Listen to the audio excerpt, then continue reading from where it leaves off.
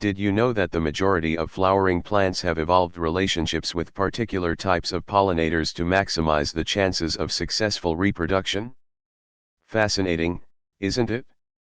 But wait, there is more to the story of a bloom than just reproduction. In this video, we unravel some of the most intriguing aspects of blooms you probably never knew. How does a seed transform into a blooming flower? Surely, you must have pondered this mystery at least once. Isn't it fascinating to think how a tiny seed can ultimately become a beautiful, blooming flower? You will find out the answer at the end of this video, so stay tuned. Let's begin by understanding what a bloom really is. A bloom, in the most basic terms, is the process of flowering. It marks the decisive shift from a plant's vegetative stage to its reproductive stage. This shift plays an essential role in sustaining ecosystems and enriching biodiversity, hence the importance of blooms cannot be overstated.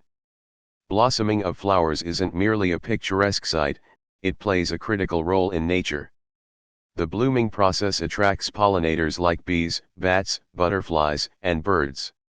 With their petals and scent, flowers allure these pollinators to spread their pollen and facilitate the process of fertilization, crucial for plant reproduction.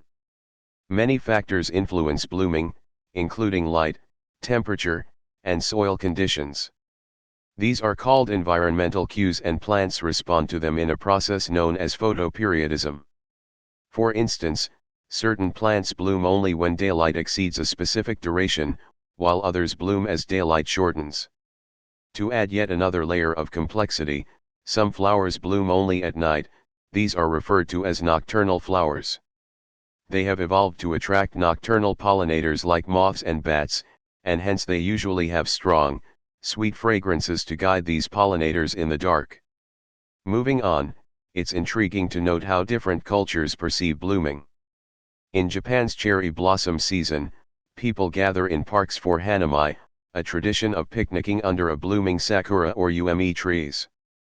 Similarly, in India, the blooming mustard fields are synonymous with spring and a cause for celebration. Speaking of spring, why is it the season of bloom?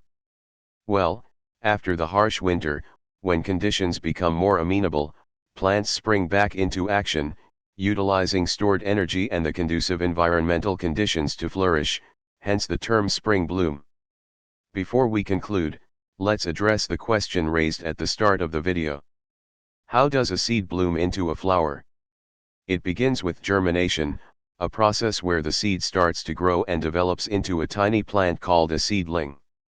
As the seedling matures, it forms leaves and branches. When the plant senses favorable environmental cues, it initiates the blooming process, where special cells in the buds divide and differentiate into flower parts, eventually opening up as a beautiful bloom. Understanding blooms indeed paints a beautiful picture. It marries science with nature's artistry, adding more depth to our appreciation of our surrounding flora. Finally, thank you for immersing yourself in this blooming journey. We hope you learned something new today. If you enjoyed the video, don't forget to like it, share with friends and comment below with your favorite blooming flower. Remember, every like or comment helps us grow and continue providing videos like this one. Until next time, keep blooming. End of content.